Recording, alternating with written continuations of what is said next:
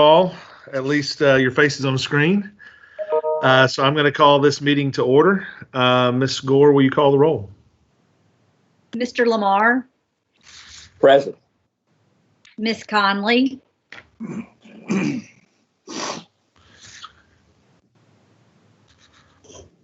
Ms. Conley. She might have her button muted. Present. There we go. Okay, Mr. Benjamin. Present. Ms. Williams. Present. Dr. Viox. Present. Okay, so let me read this for us. This is the May 5th, 2020 special call meeting of the Arlington Community Schools Board of Education. Pursuant to ACS Board Rule 1.400, only business related to the call of the meeting and details related to agenda items shall be discussed or transacted by the ACS Board at a special call meeting. The only item on our agenda tonight is the 2020-2021 proposed budget. Tonight's special call meeting is being held by electronic means pursuant to Tennessee Governor Bill Lee's Executive Order Number 16, which provides that public meetings may be held by electronic means and board members may participate remotely. Members of the public will not be permitted to assemble due to the respective executive orders of Governor Bill Lee, Shelby County Mayor Lee Harris, and Town of Arlington Mayor Mike Wisman, which require social distancing and safer at home orders. However, this meeting will be videotaped and will be available for viewing on the Arlington Community Schools website by no later than Monday, May 8th, 2020. All right, so with that, I will turn this over to Ms. Mason. Mr. Benjamin, each of you should have received a notebook with several different documents in it. The first document is our 5-year strategic plan. As you know, when we're budgeting, that's our guiding document as we're making decisions, each of the department heads on what items that they put in the budget. Also, the newly improved 5-year capital improvement plan that the board approved last week. You'll see those items in the budget as well. And then we have the general fund, the other funds, as well as the proposed salary schedules. Ms. Roberts is not with us tonight, but Ms. McDaniel is here in case there are any questions. I have had the opportunity to go through each of these budgets with you individually, line by line. And so I thought, Mr. Benjamin, what I would do is just open it up for any additional questions for myself or staff. Or I know that you all may want to discuss it amongst yourselves, so I'll just take guidance from you if you want me to go back through the document as I did in the individual meetings, or just want to open it up for questions. Yeah, I don't think there's any reason to go back through it all line by line since you've done that individually with us all. So I would just say let's open it up for questions. If anybody has questions, comments, concerns, we'll take those now. Ms. Mason will take those now. And I think, Mr. Benjamin, maybe what I may want to do, since this is recorded and people may look at it, I may go ahead and hit the highlights in here that people may be looking at, specifically around maximizing employee capacity. Yeah, sure. And I'm on page 4 of the general fund budget. So for those that may tune in, this is not new to you all, but this budget does include one additional JROTC instructor at the high school, which would make us a total of 2. We have added 2 new teaching positions in this budget due to growth in the district, 1 new guidance counselor that will be shared amongst the elementary schools, 4 new educational assistants that will be shared between the elementary schools. Each will get 2 that will be assigned specifically to Arlington Elementary and 2 to Donaldson Elementary. iPads refresh for both 5th grade and 9th grade. Machining technology program remodel at the high school to begin in the fall. Additional ELA textbook adoption materials and year-round professional development. As the board knows, we have at the last board meeting, you approved the ELA textbooks. Additional coding curriculum to support the middle school's coding curriculum. Career and technical instructional materials that will support the programs of study at the high school. Professional development for personalized learning. And the construction of a new wrestling facility. Those items all fall underneath improving student achievement, underneath maximizing employee capacity, step increases for all employees. This is on the current 1920 salary schedule. And what we've done is we have added a step at each of those job description area. So the teacher salary schedules will now go to step 19. And then depending upon the job classification, a step has been added to each of those. So therefore, all employees will get a step. There is no cost of living in this budget. Bonus payment for full-time teachers. And over the Christmas holidays, OPEB contribution to the Tennessee School Board Trust, 6% increase to fund our health benefits plan. And then under improving organizational efficiency and effectiveness, HVAC partial replacement for the high school that is in our 5-year capital plan, bus lane asphalt repair at Donaldson, asphalt repairs at Arlington High School, and front office reconfiguration for safety and security at Arlington Elementary School. And so those are some of the highlights, not by any means all the things in there, but those are the highlights. And I will go ahead and share that last one that I just noted, the front office reconfiguration, that went out to bid today. Wow. Because as you know, that goes in this budget year and next budget year. So with that, Mr. Benjamin, I'll open up to questions. All right, if you have any questions, just if you'll just state your name so we can know, so you'll pop up on the screen so we'll know who you are. If you have any questions for Ms. Mason, let us know. Hugh Lamar, I have one. Where does that $816,000 that we talked about from the federal government fit into this budget we're looking at today?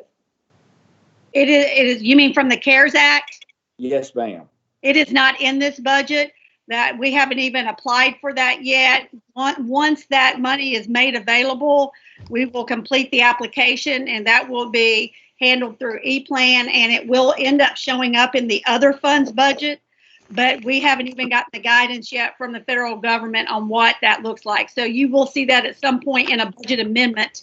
That particular, what we have found out in the last week is that when that money is made available, that districts will have until June 30th, 2022 to spend those funds. So that grant money will be spent over multiple years.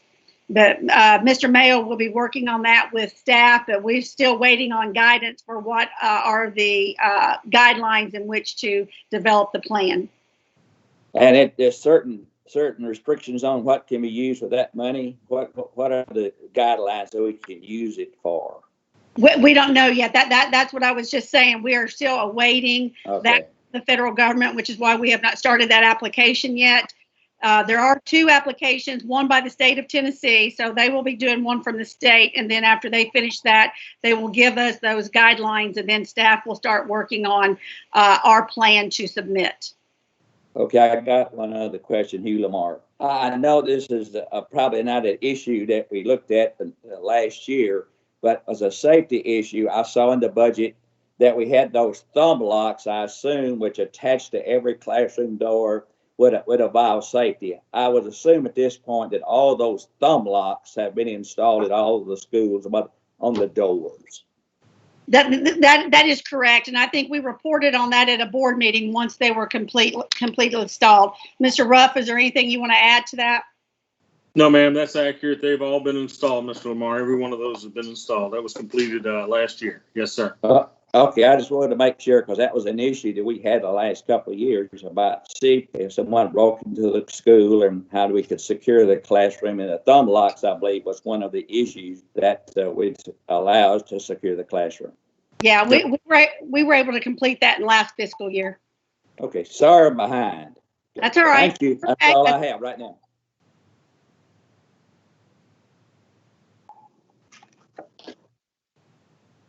Well, this is Lyle Conley. I have a question.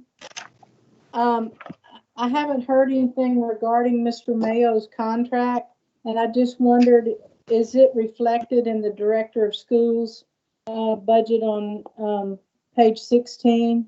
It is. Ms. Roberts, when she put that together, she ensured that there would be enough money there to cover a contract. Okay. Well, Chairman Benjamin, is there any word on the contract? Yeah, I can't really get into that, I guess, right now. And it's ongoing, but I don't guess we can talk about that right now. But we are, well, can we? It's part of the budget, I guess. Yeah. Just you just received it Friday, and then you're. Yeah. So I just got some I approached him. We talked about some things that we had laid out to him. He had sent something back to me on Friday for me to consider in the negotiations. And now I have just today put some numbers back together. I'm trying to get it in a document back to him, hopefully tomorrow or the next day. So we're getting close. Thank you. Yeah, we're getting close. Okay.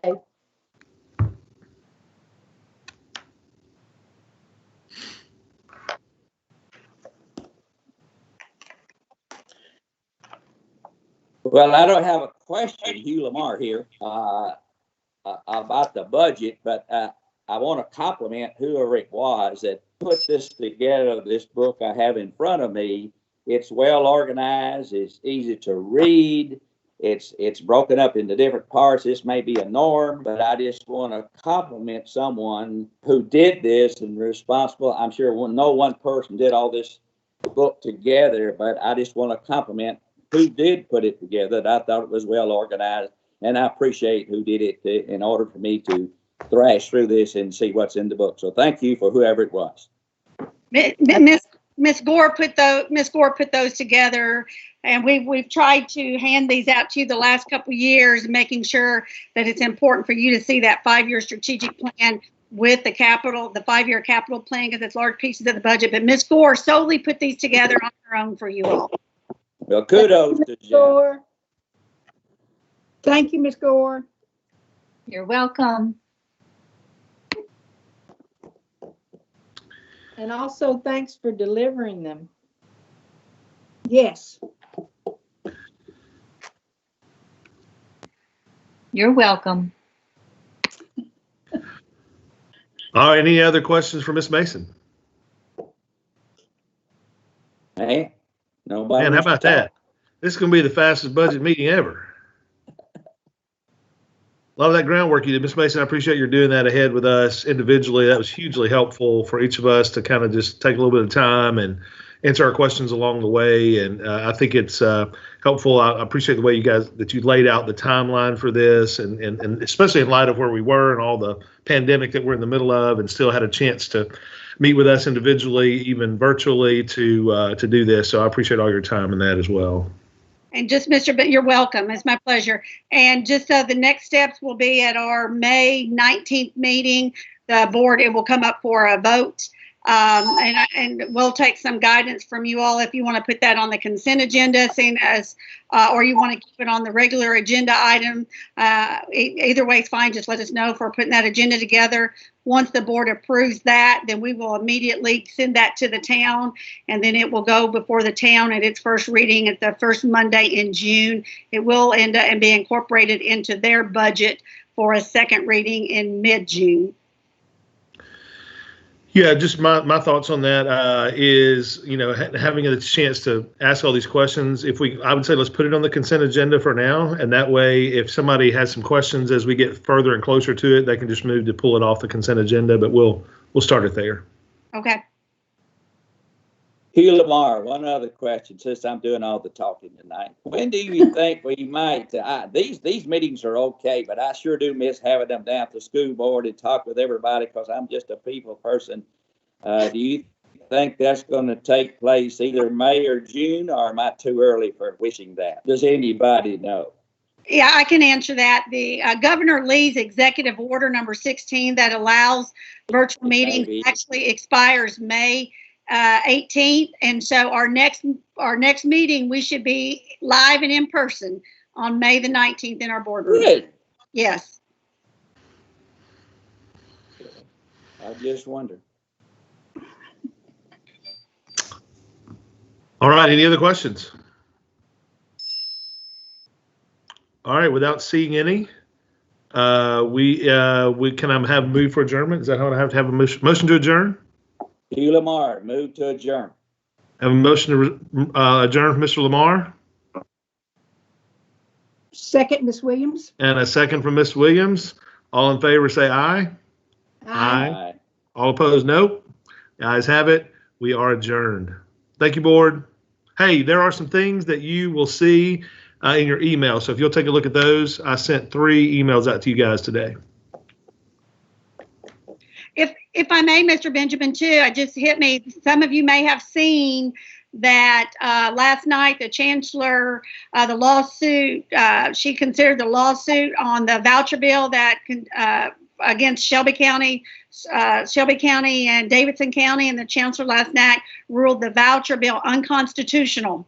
Oh, wow. And so Governor Lee has announced that they will appeal the decision, but that was a pretty big ruling. I've heard it on national news today, but that was late last night. Ms. Speakman has read through that document, and I'm sure we'll be giving you an update at our May meeting. But if you had not seen that as breaking news late last night or today, I wanted to let you know that that has been, at least at this point, been ruled as unconstitutional because it only affects two counties. Mm-hmm. Well, that's good news. All right, everyone. Nice to see your faces. I look forward to seeing y'all in a month or in a few weeks, face to face.